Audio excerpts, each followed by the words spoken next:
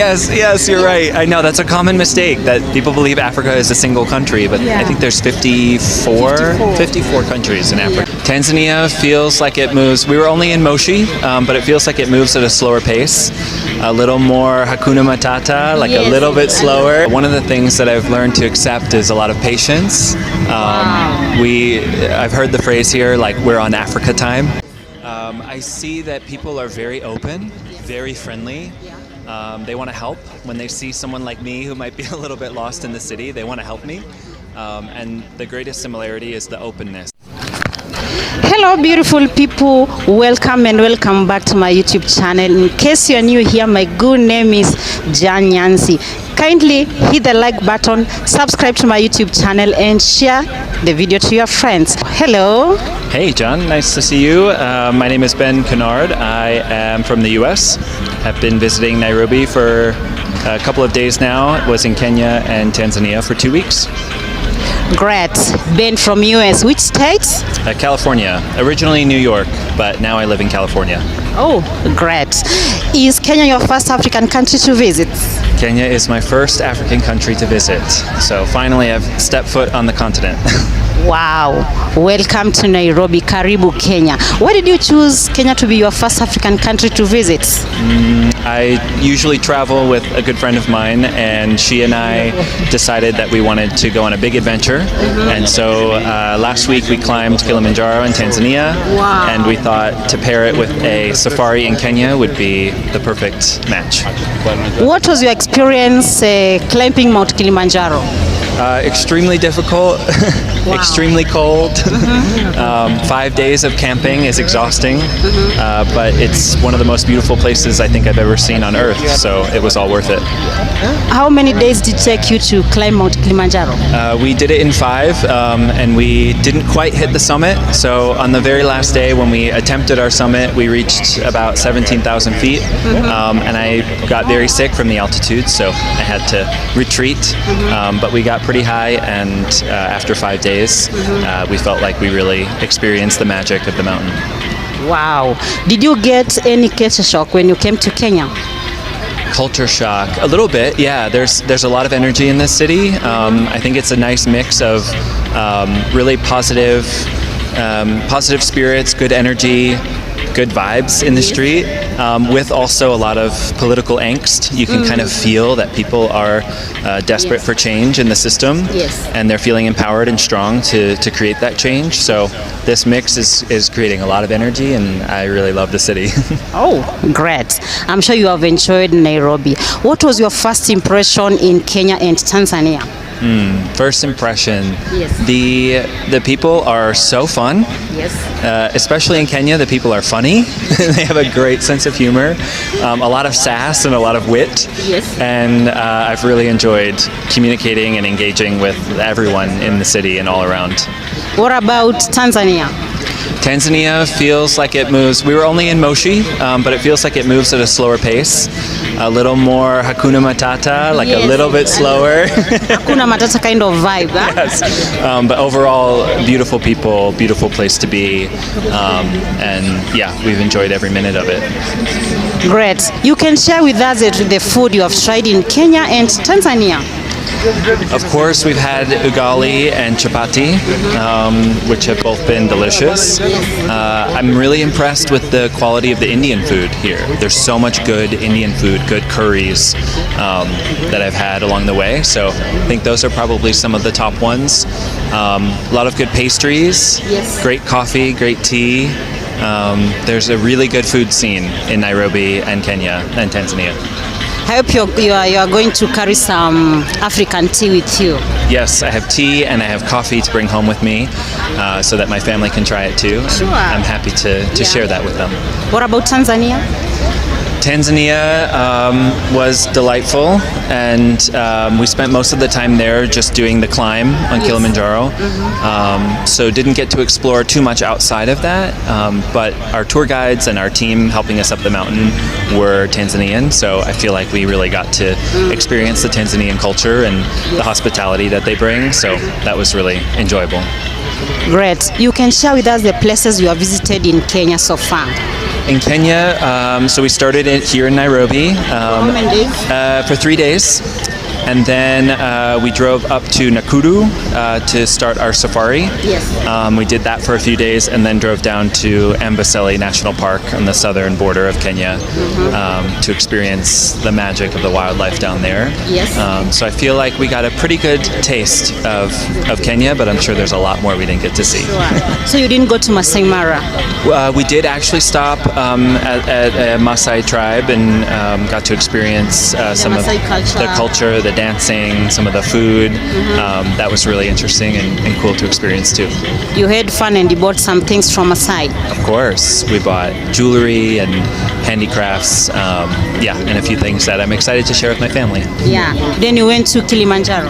Then we went to Kilimanjaro after that and waited 2 days until we started the climb. Back to Nairobi, mostly because we need to fly out of Nairobi. Oh, that's sad. I know, it's sad to leave, so I got to spend 2 days here solo. My friend already went home. Yes. So I've just spent the time walking around the city, going to a few museums, saying hi to the people in the street. Yeah. It's been really fun to see and meet so many different people. When is your flight? My flight is tonight at 11 p.m. Wow, we wish you safe flight back home. Asante sana. Similarities. I see that people are very open, very friendly. Yeah. They want to help. When they see someone like me who might be a little bit lost in the city, they want to help me. And the greatest similarity is the openness, the willingness to connect with a stranger, see where they're from, how they're doing, and how you can help them. Good. What are some of the things people from the States can learn from Kenyans? I think one of the things that I've learned to accept is a lot of patience. I've heard the phrase here, like, we're on Africa time. So that means I'm from New York originally, and we move very fast there. Everything is really quick. In a New York minute, anything can happen.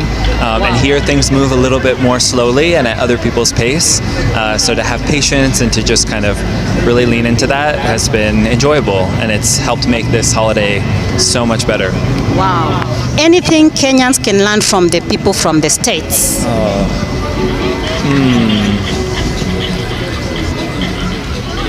I don't know. Okay, we can learn about keeping time. That is one thing. Yes, okay, so we'll share vice versa, right? So in the States, we'll learn to calm down, slow down, enjoy the vibe. And in Kenya, we'll keep track of time a little more closely and be more punctual. Great. Before you visited your first African country, that is Kenya, I know the Western media showcase Africa, it's a bit different.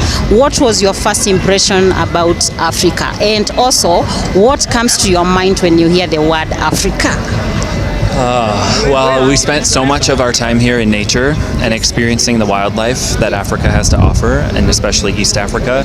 So I think the thing that comes to mind immediately is just the absolute beauty in the diversity of the nature. Being in the forests and in the jungle and in the safari, seeing all of the different animals, it really grounds you in nature and kind of makes you feel a little smaller in the world in a good way. It makes the world feel bigger, which I love. So I've really enjoyed just getting a much closer connection to nature here in East Africa. And I think that's the first thing that I think about when I think about Africa and when I think about Kenya. So what would you tell someone who is in the US? Is Kenya safe to visit? Yes, yeah, I have felt very safe here. Like any big city, like Nairobi, in New York, in San Francisco, wherever you might be, you have to be aware of your surroundings. So I would suggest that anywhere you go into a big city. But here, yes, I felt safe and welcomed, and happy to be here. Do you guys learn African history or geography in school about just any African country or African history? We don't learn a lot about Africa specifically. I think sometimes being in North America, we feel a little far removed from the other continents around the globe. So I don't recall learning a lot about African culture or history in university or in high school or middle school. I do remember, you learn about a couple of countries. I think you learn about West Africa and the agriculture in West Africa. You learn a little bit about East Africa and South Africa.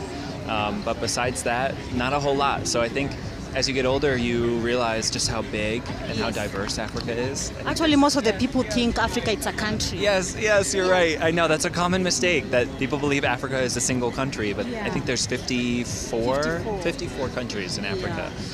So clearly there's like so much to see and do and experience in Africa. And African culture is so diverse, and there's such a wide array of people and geographies in the continent. So yeah, I think there's still so much to learn as an adult about Africa. I think the current curriculum, they should do something about, because now it's an open world, people should learn about other African countries, other continents, that's what I mean. Yeah. That makes sense. Can you name just 3 African cities you know? African cities I know. Okay. Accra in Ghana. Yes. Nairobi in Kenya. Wow. Moshi in Tanzania. Cape Town in South Africa. Cairo in Egypt. Yes. I think I covered the corners. Apart from Kenya, in future would you like to visit any other African country and why? Absolutely. A few on my list are South Africa. Why South Africa? I think the geography is so interesting on the coast. Yes. I would love to visit Zanzibar in Tanzania still, so I have to come back to Tanzania. I would love to visit Ghana and see cocoa farms there. I think that would be really cool. Yeah, and the slave, whatever. All of the wild history behind that would be really meaningful to see and understand. Yes. And I'd love to visit Morocco. I've just heard amazing things, and it North. seems like a beautiful place. Yeah, it is. Great.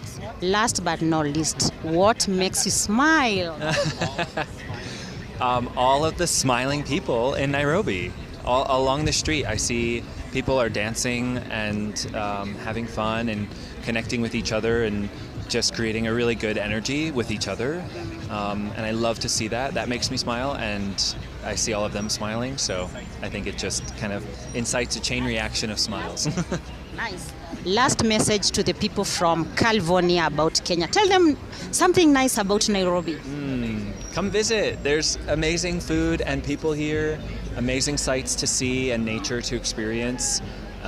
You won't regret it, and I think they say that when you visit Africa, a part of your heart will always have Africa in it, and a part of your heart will always be left behind here. And I think I feel that way already. Wow. Thank you so much for coming through on my interview, and I wish you all the best as you go back to the States. Thank you, John. Asante san. Have a nice evening. Thank you.